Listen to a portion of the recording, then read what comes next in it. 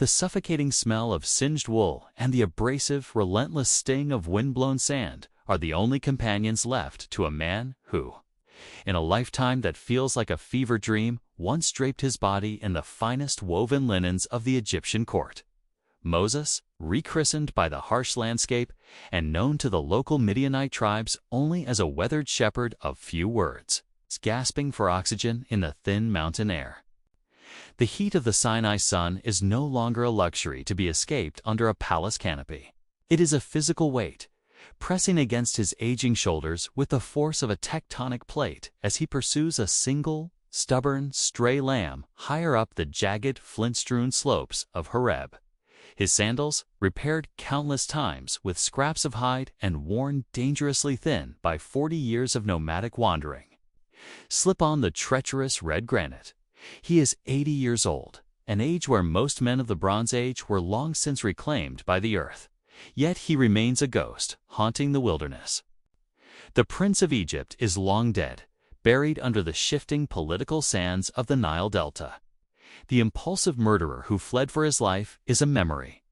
In this desolate silence, there is only the whistle of the wind, the desperate bleating of the flock, and a sudden, impossible shimmer that catches the corner of his eye. He turns, expecting perhaps the glare of quartz or the heat haze of the afternoon, but instead he finds something that defies the very laws of entropy. In a rocky crevice, a common acacia bush, the senna, is engulfed in a roaring, living crown of orange and crimson. Yet, as he draws closer, the sensory details fail to align with the physics of a desert brush fire. There is no acrid pillar of smoke rising into the blue sky. The delicate, feathery leaves do not curl or blacken, and the sharp thorns do not crumble into gray ash. The desert remains eerily silent. Yet the bush screams with a light so radiant and self-sustaining that it seems to tear a hole in the fabric of the material world. Before we begin, a brief note. While the research and heart of this script are human-guided, the visual imagery you see today was crafted using advanced AI to recreate the ancient world with stunning detail. Welcome to the Faith and Facts channel, where we bring the ancient world to life and explore the intersection of sacred, scripture, and documented history. The Shepherd of Midian. To truly grasp the gravity of the moment at the burning bush, we have to strip away the polished Sunday school illustrations and confront the raw, gritty, historical reality of Moses' long exile. When we encounter Moses at the base of Mount Horeb, he isn't a prophet in waiting. He is a man who has been effectively erased from the Egyptian state records for 4 decades. During the Late Bronze Age, the region of Midian, stretching across the rugged mountains and sun-scorched plateaus of the northwestern Arabian Peninsula, served as a vast, unforgiving frontier for the marginalized and the displaced. For Moses, this wasn't just a place to live. It was a strategic hiding place far beyond the reach of the Pharaoh's extradition treaties. Try to imagine the profound psychological and physical collapse of this individual. This was a man raised in the opulent, highly structured court of the 18th dynasty of Egypt, most likely during the aggressive expansionist reigns of Thutmose III or Amenhotep II. He wasn't just a royal ward. He was a man trained in the wisdom of the Egyptians, an elite curriculum that encompassed advanced mathematics, sophisticated military strategy, and the dense, terrifyingly complex theology of the Nile. He transitioned almost overnight from the limestone palaces of Memphis, where the air was cooled by shaded botanical gardens, to the backside of the desert, where survival is a minute-by-minute negotiation with the elements. His existence for 40 years was governed entirely by the desperate search for water, a resource in the Sinai that is more precious than gold or lapis lazuli. He would have possessed a map in his mind of every hidden wadi, those dry riverbeds that could flash flood in an instant, and every secret, brackish spring tucked behind a granite fold.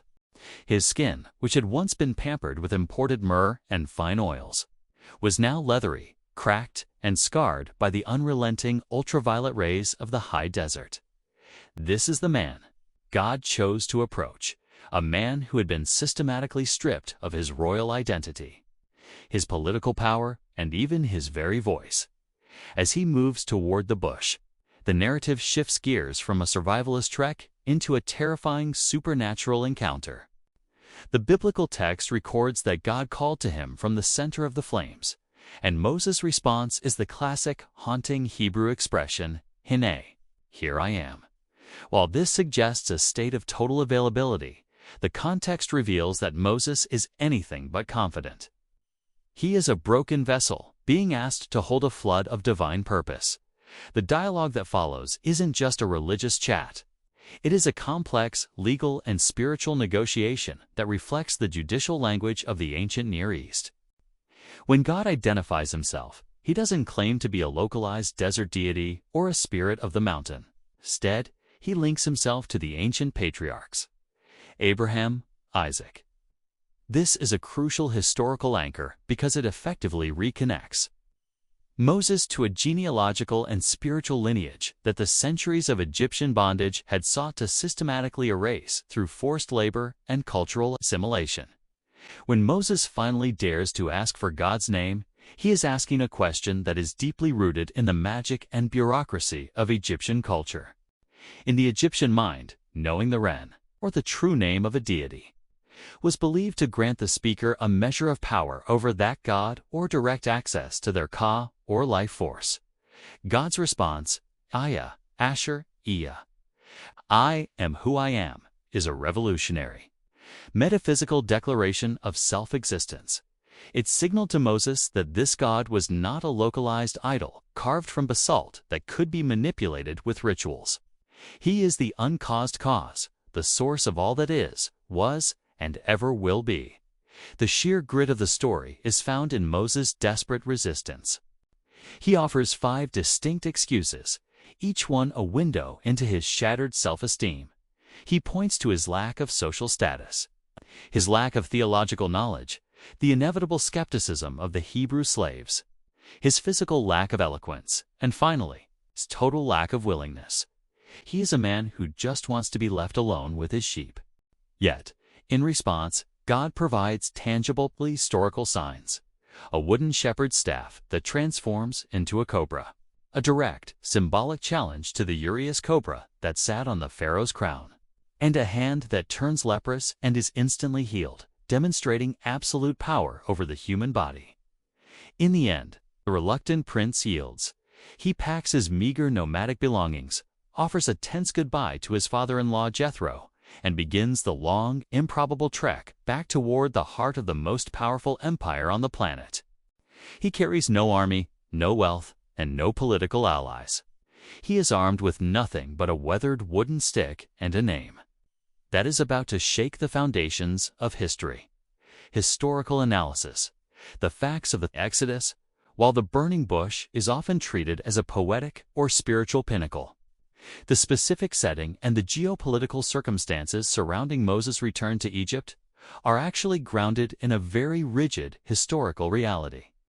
If we want to take the account seriously, we have to ask, does the world described in Exodus actually match the evidence left behind in the dirt and stone? 1. The Midianite connection and the Hejaz.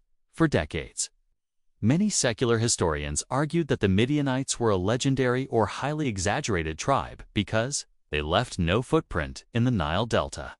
However, modern archaeological surveys in the northwestern Hejaz region of Saudi Arabia have turned the tide.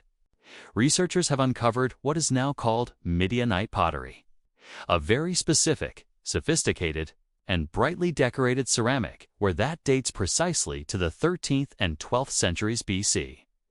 This discovery confirms that a wealthy, highly organized, and sedentary society existed in the exact geographic pocket where the Bible places Moses during his 4 decades of exile, providing a credible real-world backdrop for his transformation from prince to nomad. 2. The Mudbrick Empire of Pi-Ramesses. Looking at the 18th and 19th dynasties, the political tension described in the text is incredibly palpable in the archaeological record. The New Kingdom was a period of frantic, massive building projects fueled by foreign labor. The city of Pi-Ramesses, explicitly mentioned in the opening chapters of Exodus, was once dismissed as myth until archaeologists like Manfred Beetalk located it at Kontir. Excavations revealed massive mud brick production facilities and evidence of a significant population of Asiatics, Semitic people living in servitude. Analysis of these bricks often shows a change in composition, sometimes lacking the straw binder mentioned in the biblical grievances, providing a chillingly accurate physical echo of the scriptural account. 3. The earliest mention of Yahweh in Egypt. Perhaps the most stunning evidentiary find comes from the Temple of Solab in modern-day Sudan. Commissioned by Amenhotep III around 1400 BC, among the lists of captured enemies and nomadic groups, there is a hieroglyphic inscription that refers to the land of the Shasu, a nomadic people of Yahweh. This represents the oldest known extra-biblical mention of the divine name revealed to Moses at the bush. It serves as powerful evidence that the name Yahweh was already associated with the nomadic tribes of the Sinai and Midian regions during the exact time frame of the Exodus, long before Israel became a settled nation. This shatters the theory that the name was a much later invention. 4. The botany and climate of Sinai. The senna bush mentioned is widely identified as the Acacia nilotica, or Acacia nigrescens, plants that are ubiquitous in the region and known for their hardiness, while skeptics suggest the burning might be the Loranthus acacia, a parasite with brilliant red flowers. The text insists on a lack of consumption. Furthermore, the description of Mount Horeb aligns with the geological profile of the southern Sinai Peninsula, a region characterized by the very red granite and flint described in the narrative. The geography isn't a vague once-upon-a-time setting. It is a meticulously accurate description of one of the harshest environments on Earth. The story of the burning bush is far more than a fable about a miraculous plant.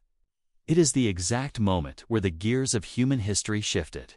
It is the intersection where the bleak reality of a nomadic shepherd crashed headlong into the eternal I Am.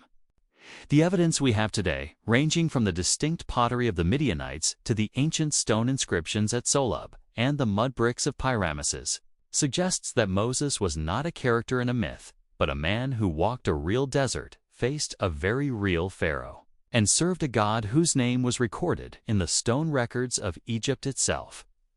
If you find the intersection of history, archaeology, and faith as fascinating as we do, please make sure to like this video and subscribe to the Faith and Facts channel. We are dedicated to digging through the dust of the past to find the truth behind the greatest stories ever told. Archaeologists have found the name of Moses, God inscribed in Egyptian temples from 3,400 years ago. Does knowing that the I Am was a recognized name in the ancient world change how you view the reliability of the Bible? Let us know your thoughts in the comments below.